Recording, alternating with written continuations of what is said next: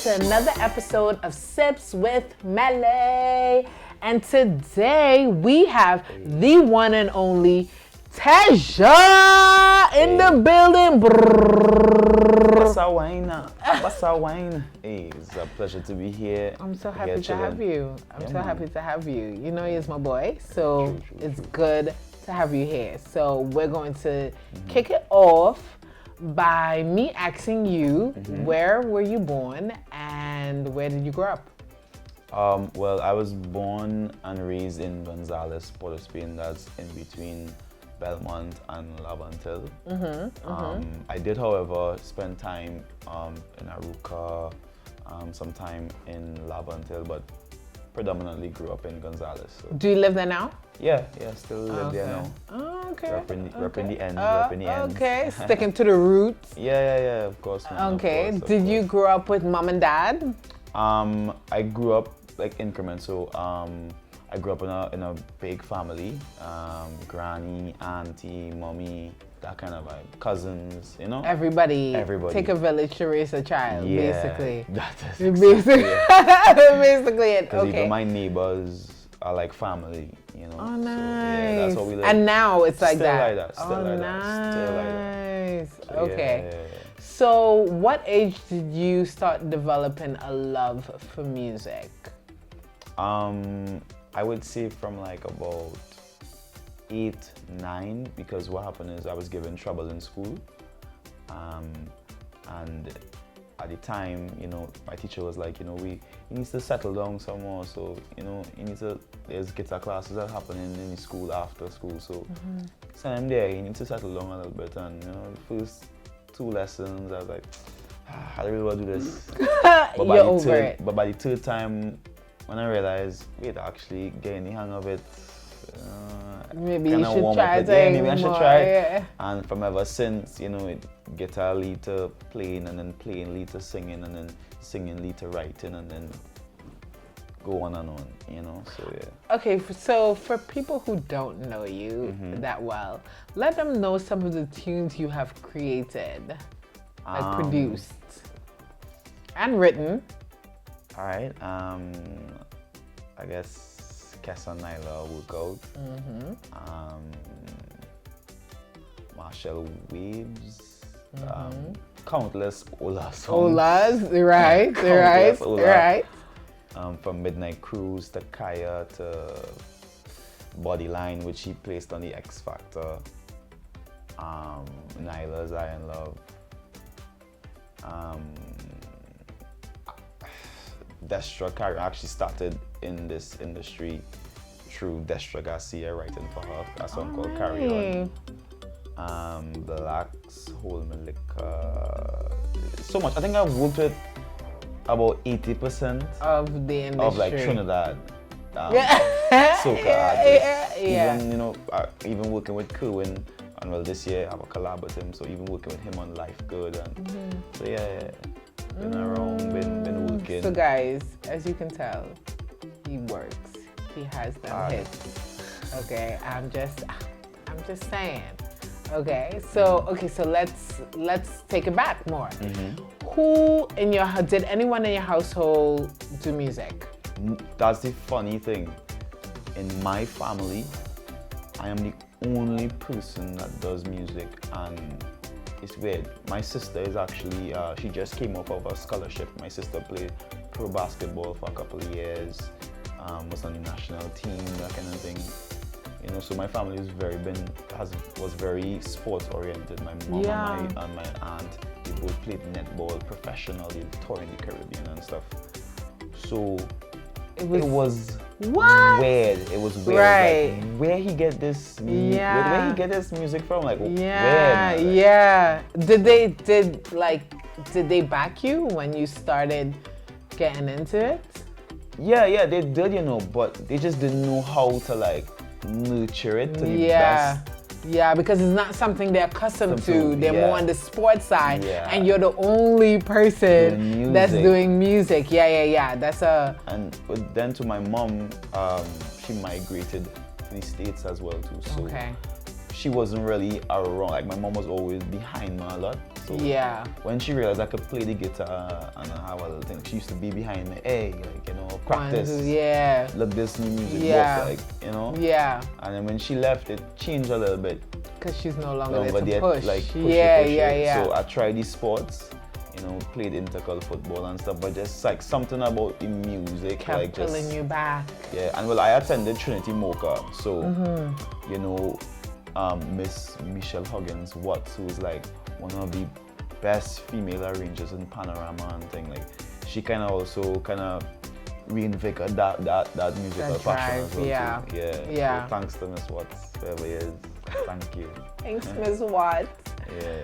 So, okay, so you started, what age did you, after you started doing it in school, playing the guitar, what age did you start getting into creating soca? Well, the first song I ever wrote was a calypso song, so I think I've always been in it. Right. But what made it kind of like push some more was,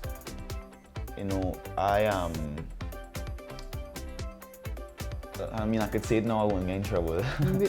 But so when I was like in Form 2, 3, I used to like skip school. You was afraid to say? Yeah, I couldn't say that. Right. Now you grown man. Yes. So you can be like. Yeah. So I used to skip school. I didn't have a computer at the time, my own personal computer. So I used to skip school, go into the internet cafe, and I always remember this, on computer 6, I was able to hack the computer and download FL Studio. So I used to duck school, reach the internet cafe about let's say 9, and just stay there and make beats. Really? Yeah. Like so that. And does your mom know this? She would know if she watches now. She would know. But that's the level of passion I had. You had for it. And I still left school with great passes. So. Yeah. But you don't even use it now, do you? Nah, I do. Okay. I do. I don't. Because I feel so I went I did undergrad, I went to college and stuff, and I feel now all that stuff, I don't even put it. Maybe some of my business classes, Yes. But that's it. you're right. But everything else, I just. Yeah, well, yeah. I guess. You know what I mean? The base, I'm oh yeah, maybe I can read. Yeah. Maybe I can write. Maybe that's what I. Yeah, I guess. Yeah. True, but for the business stuff, most definitely. Yeah. Business, knowing business, especially in music, as any entrepreneur, I think it's very important to know some kind of business, because it's managing your money, knowing where to place your stuff, the marketing part of it, placement. It's the survival stuff part of it, Yup. So. But one of the things as creatives, I always say creatives have the hardest jobs. People that look, okay, so it's basically chasing a dream that has yet to come through, right?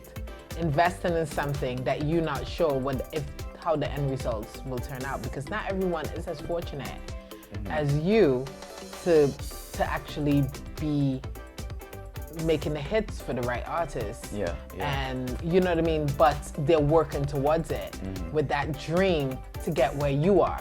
Yeah. And before you knew we're able to get these things accomplished, you had a dream. Yeah. You get what I'm saying? So you're working off a passion. But honestly speaking, I think I would not just separate it for just music. I think that's life in general. You don't know that you're gonna be a CEO of a company. True. You don't. But you go into a corporate job. You go into a corporate job and you get paid one time. As a creative, when you start off, you invest a lot of money and you don't make a cent. But you comparison to someone working at 8 to 4 and a creative is a little disparity. It's different. I would compare it to, as you say, an entrepreneur. Right. An entrepreneur has to do basically the same. So it's not even creative, it's entrepreneurship. Yeah. It's a dream that you have that you have to invest. If you having a cupcake business, you're not gonna just automatically make money. You're investing money, and I always say it's true strength and true love for what you do. One of my mantras in life, and I live life by this every day, is man plan, God laugh. All you could do is plan and execute and do it to the best of your ability. Just make that, so there's the 80-20, just make that 80%, and God will fill the rest. Yep, I agree with that, 100. Okay, so let's go back. You did, while you were in school and you were doing music, right? Did it add to like your popularity or friends? Like, did it do anything when it comes to your personal life? Well, when I was in school, you know, I wrote for the show while I was going to Trinity Mocha. So like about 15 years old. 15. And you know, before, most of the time I have to go and line up in the box lunch line. You got you in the box. So after that, and when like everybody knew, you know, it was just kind of like show up in the cafeteria. You was automatically like the cool kid, like come, you know, you could step in front of them. Teachers would like, you know, some of my teachers were like, you know, alright, go through now, you know, you get little perks, little blight and there, but nothing like drastic. Nothing like, how about the ladies? For me, I've always been level-headed, so like, I was never really like running and like pulling all that, like, if you think I'd be like, hi, but never like trying to like, you know, be the guy, the macho guy, this is me. I'm super introverted, super introverted. Really? Yeah. Unless most creatives are though. Yeah. Because we in our, I won't say in our heads, but just we kind of taking in everything. At the same time, you know? Yeah. Okay, so as we like kind of talking about the personal life, let's talk about the personal life right now. Are you seeing anyone? No, single and focus on career. So you're not mingling?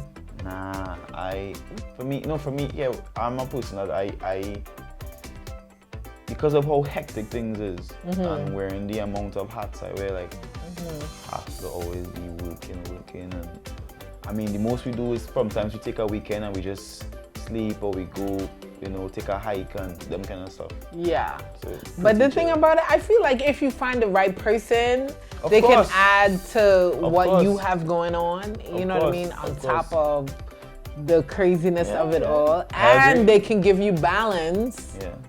You know what I mean? They can give you balance to all the craziness, but you're not looking.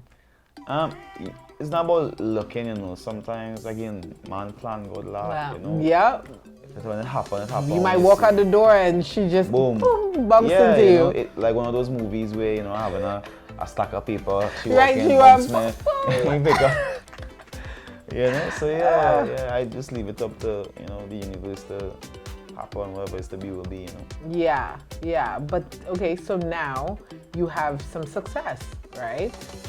Do you feel that way? Well, me being in the industry, I see it. Yeah. You know, I see it. I see you doing your thing. I see the stripes that you're taking and the amazing things you're doing. Yeah, thank right? You're welcome. So, like, has that changed your life in any way? Not all. For me, even with, I could have a hit song in the morning and it's not really gonna change who I am. Not really. You're a humble soul. Yeah, for me, because I think I've been behind the scenes like so long. Yeah. And I've seen artists make really, really bad mistakes and really, really good mistakes. Yeah. So it's like I learned from that, and I learned that you might have it now, you might have the biggest song now, and you will be the most loved thing this year. And then next year, it's just like, nobody, no, dog, try again next year. Like, And I think it's just to keep a real level head and keep your foot on the ground. Yep. I saw an interview with Cass and he was like, don't drink your own Kool-Aid. Yeah. He was like, if there's any advice I would give, do not drink your own Kool-Aid. That's good advice. That is good advice because it's like the hype, it could come in as quick as it comes, it can go. Yeah. You know what I mean? And then what? How you treat, I always say is how you treat people when you're on top is how they would treat you when you're down. And Yeah. no one stays on top forever. No one. No one. So be mindful how you treat people. And one of the greatest advice I was ever told as well too was you could either go forward, don't look far forward, move forward. Yep. You know? Oh, that's a good advice. That's a gem. That's a good advice. That is always in my psyche. So I'm not the type of person to like be in the line. Yeah. So, like, no, yeah, you just like, be mellow, do natural. what you do, Yeah. and keep it moving. Yeah, like be natural. Yeah. Well, from the time I met you, you've always just been a genuine, humble person. You know what I mean? Yeah. And just good vibes, good energy, and I always appreciate that. You know what I mean? So, okay. So let me ask you a little bit about politics with Soca. How do you feel about the dance hall? In the carnival season? Okay. So I am not like against it. I'm not like, because at the end of the day, what soca do, I don't think dancehall has that energy. However, what I am against is violence on the whole, and lyrics that talking about literally committing murder and committing crimes. Yeah. That for me have no place in carnival. In carnival, Carnival it's a has happy always been time. Yes, not just a happy time, but carnival has always been a safe space. Yeah. A safe energy. Yeah. And I don't want to be chipping behind a truck, and it's because I can't even whine. Like, you can't whine to that. You can't chip. You can't have a good time to that. Yeah. So for me, that kind of vibe, no. Okay. But the thing is, almost 80%, if not 90% of dancehall is that kind of vibe. Yeah.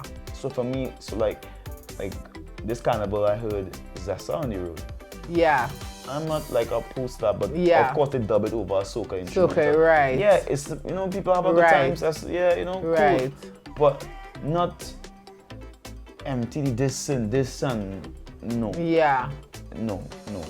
Yeah. No. So do you think that okay, so soca is kind of like seasonal. Right. So do you think that this is the thing inside of Trinidad? It is. I'm not talking about like outside of the other islands. I'm talking about Trinidad. I would say right now. I wouldn't say I think this is like the biggest, like, I won't say misconception, but I think like how we word things affect like how we see things. Right. So when you say, soca is seasonal, it's not seasonal, Carnival is seasonal. Carnival is a season. But artists release music like it's seasonal also, because a lot of times we don't.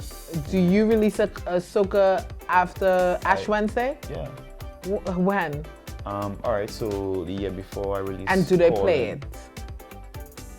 That's a good question. They sometimes they would play it, sometimes they won't. I'm not blaming it on the artist. It's I'm everybody. Right. It's a Everybody, collective, as stakeholders. and that's why I'm bringing it up in the conversation, because I'm just like, how do you think we should approach it to make a change? Because like, when my viewpoint with dancehall is like, okay, dancehall is year round. Yeah.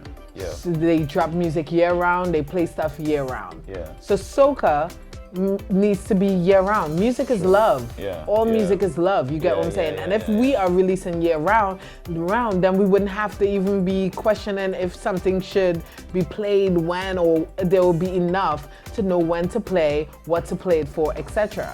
But while I agree 100%, the only thing with that is that when you say year round, you have the big names in dancehall releasing year round. The bigger names in soca don't necessarily release year round. So I think, in all industries it's the same. Meaning, there are the instances where a youth or somebody who nobody knows could catch it and really pioneer it. That's sometimes, but then in an industry where it's so small, and I don't want to say I don't want to say it's control. It's not necessarily control. It's just that people look for the familiar. It's just human nature. So if I, as a younger artist, release music, a DJ may listen to it and say, yo, just have a vibe and play it or whatever, you know, give it a little vibe. But then, compared to if a Marshall or a Kes, and Kes has proven that, because Kes has hard music that, like Soca, go like Can't Wait, Endless Summer, you know, those stuff are like Soca. I mean, of course, it tailored a bit for, you know, the rest of the year, but you know, it's Soca stuff, you know, so with him taking them steps, Earth and Halves as well, too, taking these steps of outside, year round. Nyla. So yeah, is it now? But of course, people, I think, looking for the familiar, the staples to actually do it. So I think I think it's changing now where people stop looking for the familiar and really care more about like, all right, where's the song? Like, if you don't have the song, then we can't help you, you know? Right. So I think with us as younger artists coming up and building our fan base and building with the fans as well, it's starting to change a little bit more. So, you know, 5 years from now, hopefully I'll be here and more success. You will. Man, plan God laugh. Yeah. So. But it's the thing about it is blessings, and you speak it from your mouth to God's ears. Facts. So as you speak it, so it shall be. Facts. You True. know. So hopefully in the 5 years, you know, somebody like me could be a little more ahead and in a position where, because me, I create music, so I want to be in a position where I could say, okay, I have this song and I'm going to drop this in April. I'm not really trying to run down getting a carnival booking. Right. You know, no disrespect to anybody, but you know. Yeah, I get what you're saying. Yeah. So I have a question for you. Have you, since you've started, right, have you ever had a mentor? Like personal mentor? Yeah, like someone to mentor you. Not necessarily. For me, I learn from many different people. So, you know, people like, you know, Doggy Slaughter, learn from him. He's dope. Yeah, very, very down to the guy. Yeah. You know, Blacks. He's dope too. He's great. Indirectly Kerwin. Yeah. You know, even instances with sometimes, you know, I would just be talking to Kes sometimes and he would actually drop some really, really great advice. Good gems. Yeah, some good gems. So it's not like hands-on, you know, I feel like I learn from everybody. So sometimes you will be talking to I1 and I will tell you, you know, do this, do that. But do you believe in mentorships? Like, is it like 100%. I think that's the reason why many young black males are lost and they will lack a mentorship. I agree. Would you ever mentor in the future? Of course, because while I wasn't mentored in a musical sense, I was mentored life skills sense. So my uncle, you know, who passed away a couple of years ago, that was like my mentor. That was like my no problem. So that was like my mentor. That was the person who kind of, you know, took me from thinking like just the average, trying to get 8 to 4. No, like build your empire. Follow wherever you want to follow, because he was that person who really kind of. So before, when I was writing, he was like, "Yo, why you not singing? Like, I think you could sing. You have a voice. Like, why you not singing your own songs? How long you ever write for other people?" Right. He's one of those people who like drilled that in him. And, he was like a really, really great mentor to me. I think that sounds he was like still my alive. mentor. Yeah. Like, what are you doing? You going to write? You need to figure out what you want to do. Yeah. I believe that mentorships is very important. And I've had this conversation. Everyone that sit here, we have this conversation because I see there's not a lot. You know, even me coming into this industry, there's no one that's saying, "Yo, Melly, do this or go direction," or, you know what I mean? And when I was doing the writing, I had a mentor, someone to be like, "Okay, Melly, this is the way you go. This is what you do. Take this class." You know what I mean? Point me in the direction. And here, as an artist, I have not had that. You know what I mean? And I think for a female, it's even a little tougher because Yeah. You know, we in a male Dominated industry. And it's like I was saying this the other day. I was like, becoming an artist is probably the hardest thing I've ever done in my life. Like ever. I think it's the hardest thing. But then they aren't. So like when you go to you know, Africa or America or in the UK, there are like templates that you can follow. Exactly.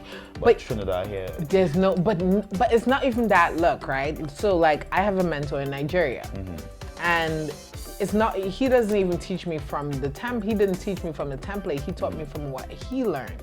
You get what I'm saying? And he's been in the industry for a very long time. So a lot of times I'd be like, you know, he always says when someone bless you, it's for you to bless someone else. So that's why I asked you that question too, because you're being blessed with knowledge. So it's like, it's up to us, like as we learn, to help somebody else. You know what I mean? Because that's how the template is built. Because you've been through certain things and you're like, oh no. Well, even before I became Katajo. Yeah. You know, I've been working, so like artists like Keone now has a song I love voice. her. And I've been working with her Such before. a great person. Yeah, real talented. So talented. You know, so before she had this song with voice and people know starting to recognize her, I was like, yo, this girl only doing backgrounds, Keone. I had this song I put on my Creole rhythm. You know, I made her song come true for her, help on the production. Yeah. You know, even artists like Terrin Hartman who won the Kevin, Iceland. oh, he's such a sweetheart. Yeah. Nobody was working with him really.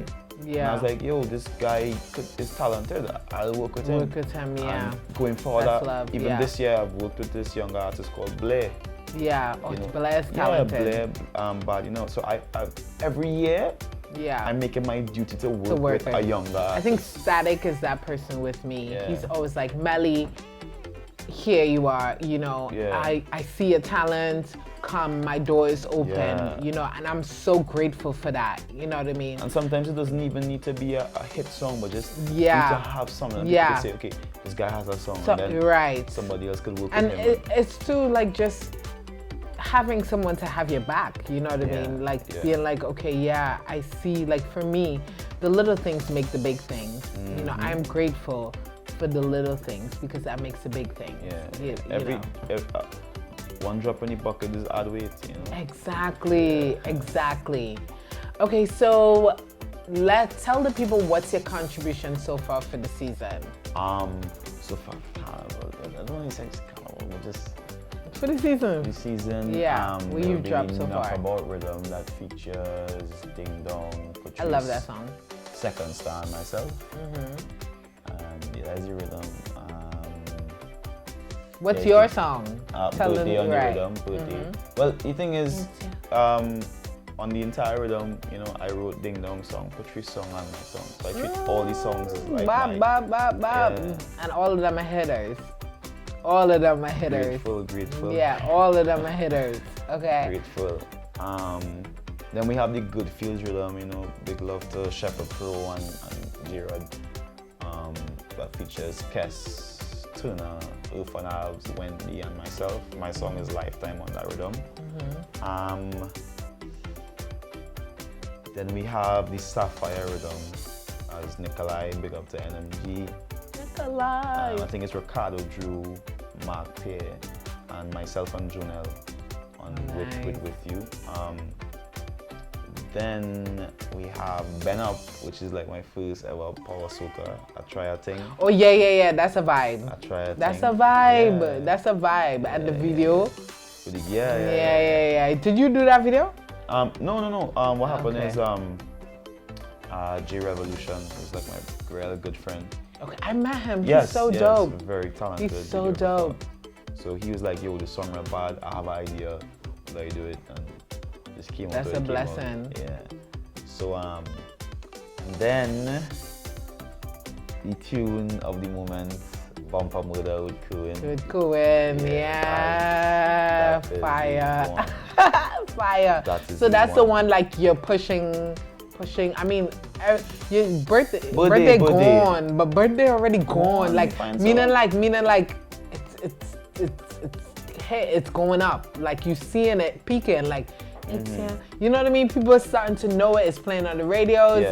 You know what I mean? So I mean, but you can push all, you know, of course. But it's really you know, I don't want to do that because like, oh, we also have the Melanin Rhythm. That was the first release, but that wasn't like, I was like in August with Destra, GBM Neutral. Oh yeah, I remember that. Woman empowerment vibe. Yeah. You know. Yeah. I thought it would have been bigger. You think it was too early? No, that's why I dropped it so early, because I felt like the vibe, like at that point in time, like on the radio and just in the psyche of like Trinidad, you know, it was just like real derogatory towards women, a lot of derogatory music. Yeah. Yeah. So I was like, you know what? Let me try to like give something uplifting to the females, you know, yourself approved. Yeah. You know, add some positive vibes. Add some positive vibe. It got, you know, a little thing, it didn't skyrocket. Yeah. I but then after that you did the birthday and after that. Maybe that is what killed that. I don't know. No, because music does like the more. You see? I still don't know how things build, like because sometimes a song could come and kill another song. Yeah. Right? I guess, but sorry. Whew. I'm fine. That's the tiredness. Early morning grind. Yeah, but you know, I wouldn't say kill. You know, I would just say.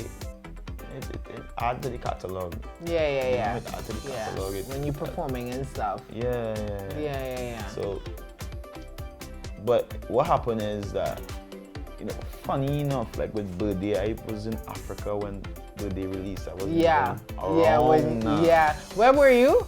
South Africa. In South Africa. Joburg. Around what time was this? That was from like September to October. That's when all the craziness was going on. When the whole. Because I was supposed to be in South Africa, and then everything got cancelled because of the burning and stuff. In the city, we was like, okay, no going to. Nah, but it's not what people think it is. I think South Africa is very, very inviting. No, it's not that. Remember, I was going for the Nigerian Entertainment Awards, and they were burning Nigerians. And that's when Burna Boy and everybody post was like they're not going to any shows in South Africa because of what was happening at the time. And it was just a group of people with misplaced anger. But in general, you know, you don't want to chance it and go and then somebody throw a bomb inside it and you already know some crazy stuff going on. You know what I mean? I mean, it's... But I love South Africa. Like it's beautiful. It's beautiful. You know what I mean? And I have a lot of great creatives there. Like I have some great creatives. That's like my, you know, I have like, I don't see my second home because I have many homes. Right. That's one of them. I love. Anytime I'm, you know where I love Niger. I love Nigeria. But because like a lot of my friends are there, you know, I know a lot of people there, and that's like the first place in Africa I ever visit. So. You know what? That's like a mecca in itself as well. Hopefully one day I get to go there in December. I know. Many Nigerians, I have like some of them, and they always say, bro, you see like how you all January, February, December is like our time. But the difference is okay, they have a lot of shows, there's a lot of clubs, you up or outside linemen, like eating the food. Like my favorite part is the food. Because I'm a foodie. Jollof rice, egusi stew, suya.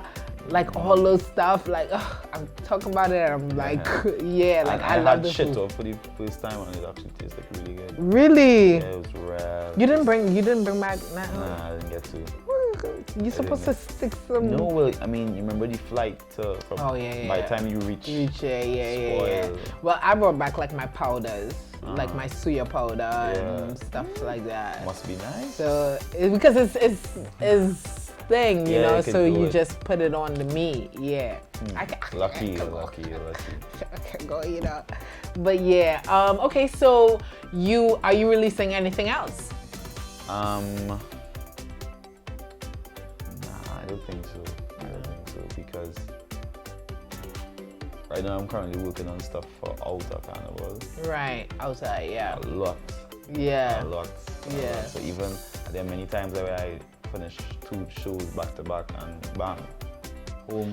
Are you doing stuff for other carnivals, or are you just doing music to release? I am trying to, but it's very difficult trying to maneuver the landscape of, because this is my belief, and I think, and I want to say like I share Ufanav's Yeah.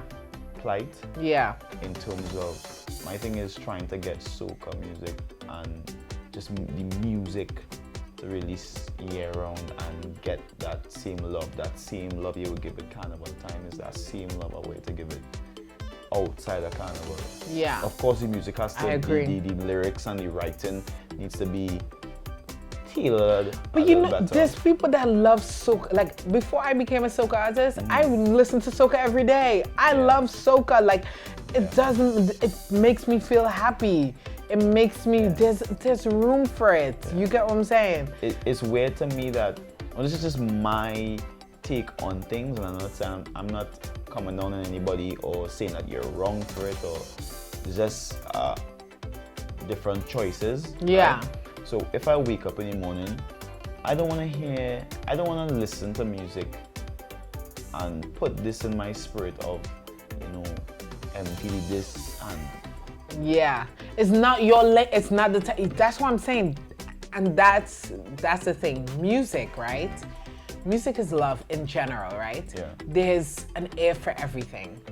It's not for your ear. It's not for other people's ear. Yeah. Me, I love, like, the first genre I go to is soca. Yeah. That's ask anybody. Like anywhere I travel, I would be like listening to soca in my headphones. You get. So it's like, I'm not saying like there's not people out there that don't like dancehall. Okay, and that's your preference. I actually but like dancehall. Let me just put that out there. But cater, you can cater for everyone. Yeah. You get, just have an equal playground for everyone. Apart from this, everyone is just a matter of, and this is how I look at it. And if I'm wrong for looking at it, tell me, and it's okay. And I would try to look for a different perspective.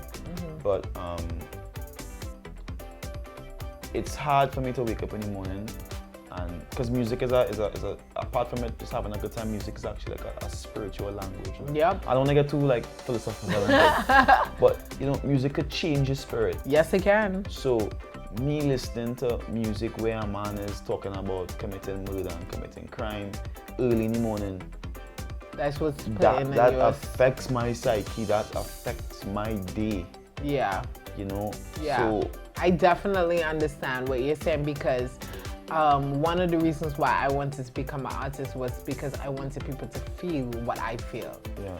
And how I feel when I listen to soca is happy, and that's what I wanted to share with people. Yeah. So I definitely understand what you're saying. I mean, some people have a different perspective on it, and that's all well and you respect that. And I respect that. Yeah. But I'm just saying that if I come to a radio station, let's say I'm a firearm manufacturer, right? And I come to a radio station and I say, hi, you know, I manufacture firearms and I would like to advertise this on your station. You're going to tell me no. No, right. First things first. You need permits to have a firearm. Right. An illegal firearm is illegal. Right. And committing murder is illegal. It's illegal, right. All these things are against state law. Right. So when you hear this literally playing into the psyche of the population, and because so you would prefer more friendly music, like dancehall, like the ones that's not talking about killing. Yeah, I prefer that. Like, you don't mind dancehall, you just want it. I'm no way saying that up to now, I ain't call no artist, and I Right, because right. the artist. If I want to sing about drowning fishes, just say it. Right. I should be allowed to sing sing about that. whatever And you whatever want. market it is, pick it up.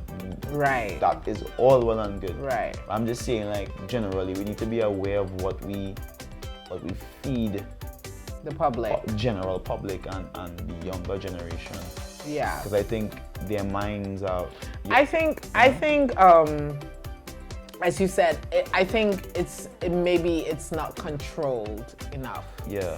You know what I mean? Although, like, as a creative, though, we don't want to be controlled. We don't It's want not for our us. Not for us. That's what I'm saying. Like, you as an artist should be able to create whatever you want but to you create. mean to place it in the public We need to know time and place. for everything. And that's After just the dark. answer with the carnival as well. Kinda. So time and place, like Yeah. to put gun violence, music that promotes gun violence and promote, murdering and promote, criminal activity, for me has no place in carnival. In the carnival. And honestly, it should have no place in society on the whole. But that's just me.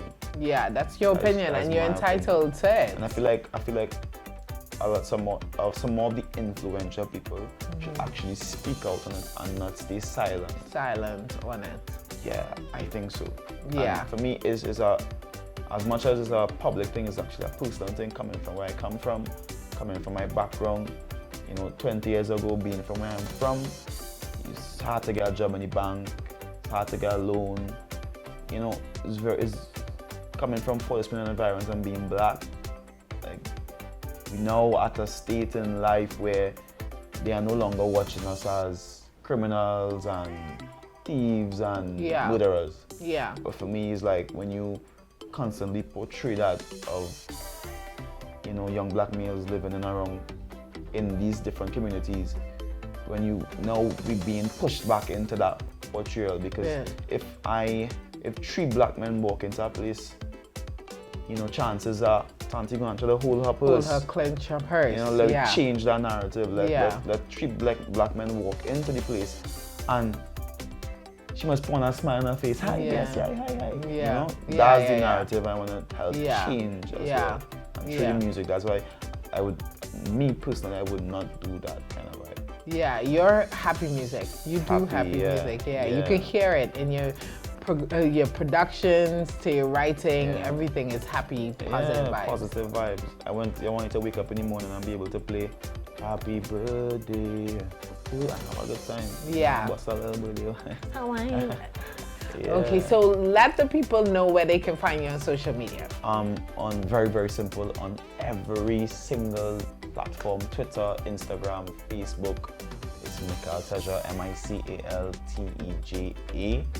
So just go out there, connect up, Link up. keep sharing the vibes, keep promoting the vibes. Thank you so much for coming. Thank you for having me. I so appreciate you. Yeah, man. Thank you. Guys, thank you for watching another episode of Sips. Don't forget to check out all the episodes on feelthebassnow.com. Melly, how come we ain't sipping anything? They sips are supposed to be sipping. I know! No, I know! So we're going to talk to Lee about that after the show. Right, Lee? Okay, guys, don't forget to check us out at feelthebassnow.com, and don't forget to check us out on IG at The Bass Now Media, and don't forget to follow me on IG at @IAM_Melly Rose, IAM_MELLYROSE. I'll see you guys next week. Bye, guys. Yay! Thank you.